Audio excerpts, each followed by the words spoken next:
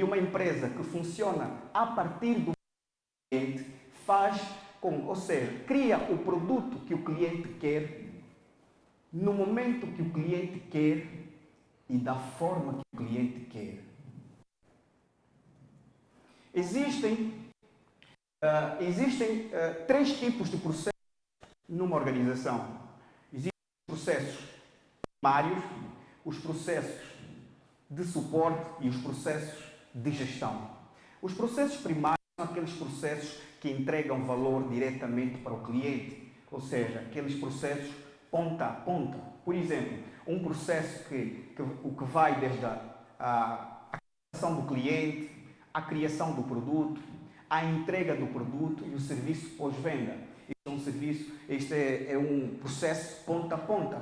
E esse processo é um processo que intervém diretamente na experiência do cliente. Já os processos de suporte são os processos que prestam suporte a outros processos. Eles não entregam valor diretamente para o cliente, o que é contrário ao processo primário. Já o processo de gestão, eles também, à semelhança dos processos de suporte, não entregam valor diretamente para o cliente, mas eles fazem outra coisa. São processos que intervêm na medição, na avaliação e controle das atividades.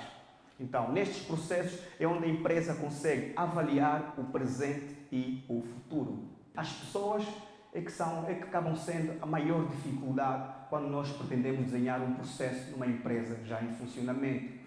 E por que isto acontece? Por uma razão muito simples.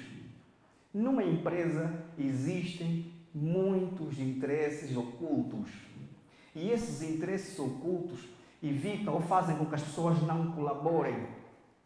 E não porque as pessoas não reconheçam o valor do processo, do trabalho que vai ser desenvolvido. Não, as pessoas reconhecem, mas simplesmente não colaboram. Mas uma coisa é, quando nós conseguimos ultrapassar esta barreira, é muito bom. É muito bom porque todas as pessoas no dia a dia visualizam os ganhos. E isso é o melhor que podia acontecer. Quando isto acontece, uma empresa evolui. Portanto, é muito mais simples quando estamos a criar uma empresa na fase inicial. De um processo de negócio, obedece a 3 etapas. A primeira etapa é a etapa de análise. Isto é, nós analisamos o estado atual do processo que nós pretendemos desenhar. E esta análise nós fazemos com base em algumas técnicas, algumas ferramentas, e o que nós procuramos fazer nisto é obter o máximo de informação possível do processo. A seguir, nós fazemos o desenho do processo. Nós desenhamos o processo por meio de um fluxograma. Isto propriamente é o futuro, ou seja, nós fazemos uma avaliação do estado do processo e depois desenhamos o processo que nós pretendemos que funcione na empresa. Este processo deve ser desenhado sempre de forma que esteja alinhado os objetivos da empresa, a estratégia e o ponto de vista do cliente. O cliente é o centro para a criação de qualquer processo de negócio. A seguir, o que nós fazemos é... Aqui temos um exemplo de um processo desenhado por meio de fluxograma, que é o processo de produção de um frigorífico de abate de aves, que inicia na recepção das aves e termina na expedição e carregamento. Ou seja, aqui nós temos um modelo do processo em si. Qualquer pessoa na empresa pode visualizar como a empresa funciona a partir de um desenho como este, o que facilita o entendimento dos colaboradores. A seguir, nós fazemos a automatização do processo. Seja qual for, o cliente é sempre o centro. É a partir da forma como o cliente vê que nós criamos um processo de negócio e não o inverso. O processo tem um tempo, tem um custo, uma capacidade e qualidade.